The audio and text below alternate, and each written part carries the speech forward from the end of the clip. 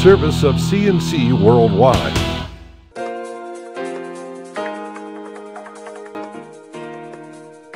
The Daily is a service of CNC and Jib Jab Greetings. I'm Bud Lowell, and your full AccuWeather forecast is always on the top here at your CNC local page. This is what the radar looked like late Thursday as narrow but intense bands of thunderstorms swept across Canada, western New York, and the Rochester area. The storm knocked out power to 4,610 Monroe County residents as of late Thursday night. As of Friday morning, that was down to fewer than 300 customers across the region still in the dark. Some storms brought rains heavy enough to limit visibility. Hail fell in Livingston County, and a lightning strike caused a house fire in Victor, Ontario County. Governor Cuomo has directed flags on state government buildings be flown at half-staff Monday in honor of a Spencerport soldier who died on May 1st. Captain Bruce Clark died in Tarin Kowt, Afghanistan, while supporting Operation Enduring Freedom. He was a senior Army nurse. Captain Clark's family has issued a statement saying in part that the cause of death has not yet been released, pending completion of the Army's investigation.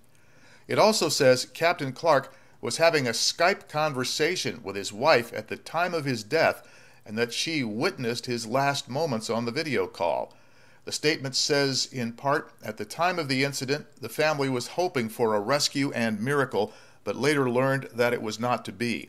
Although the circumstances were unimaginable, Bruce's wife and extended family will be forever thankful that he and his wife were together in his last moments. Arrangements are being made for a funeral in Spencerport. Eastman Kodak Company's top marketing executive has announced his resignation. Kodak issued an amended filing to the Securities and Exchange Commission announcing that Pradeep Jotwani resigned on April 27th.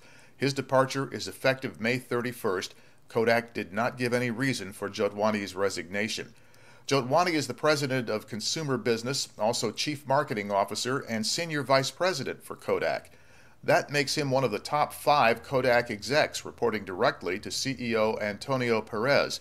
It also makes him the highest-ranking employee to leave Kodak since it filed for Chapter 11 earlier this year. Jotwani is a former Hewlett-Packard executive. According to his Kodak biography, he joined the imaging company in the fall of 2010. As head of marketing at Kodak, he handled social media, customer relations, brand management, online commerce, and the company's website. A mental health evaluation has been ordered for a Greece man charged with threatening to kill President Obama. 28-year-old Christopher Ludwig appeared in U.S. District Court in Rochester for a bail hearing. U.S. Magistrate Jonathan Feldman asked for a copy of his prior record as well as the mental health exam before making a decision, and Ludwig stays behind bars for now. He is accused of calling the Monroe County Board of Elections on April 26th and telling an employee that he wanted to kill the president, apparently upset because he couldn't find a job. Threatening the president is a federal crime. It carries a penalty of up to 5 years in prison and a $250,000 fine. Assistant U.S. Attorney Richard Resnick described Ludwig as a danger to the community. He said Ludwig pleaded guilty in 2006 to a charge of shooting up his former employer's car. Ludwig's attorney says his client served his probation for that incident. He says the threat against the president was only a misunderstanding. The Monroe County Sheriff's Department says a motorcyclist was seriously injured Thursday night when he lost control of his bike and hit a guardrail on the outer loop.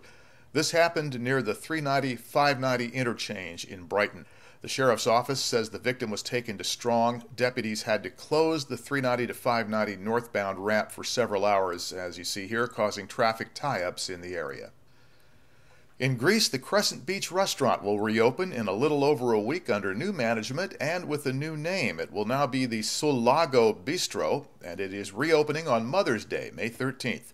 The Crescent Beach closed for the winter, but management said it would reopen once construction on the Edgemere Drive Bridge was done. The new management has been contacting people who had pre-booked weddings and events at the old Crescent Beach. Some more business news from Irondequoit. The developers trying to rebuild the virtually abandoned Medley Center Mall want a $250 million sales tax deal to help fund their plans. State Assemblyman Joe Morelli says developer Scott Conjal asked for the sales tax revenue collected from the mall once it reopens to be set aside and used to pay off millions of dollars in construction loans needed to fund the project. Congel's company bought Medley Center in 2007 with plans for a $260 million mixed-use development that would have apartments, hotels, retail shops, upscale residents, and a theater complex. But then came the bank crisis and recession, and Congel's Burson Properties has never been able to move on the project. Morelli says he hasn't heard specifics and no legislation has been agreed on. On this page, you can find links to these and other stories, also links that let you post news directly to us. They're on the bottom of the page. If you have Rochester area news video on YouTube, let us know, and we'll link it to a story here. Next news as it happens, updates when necessary. I'm Bud Lowell, CNC News.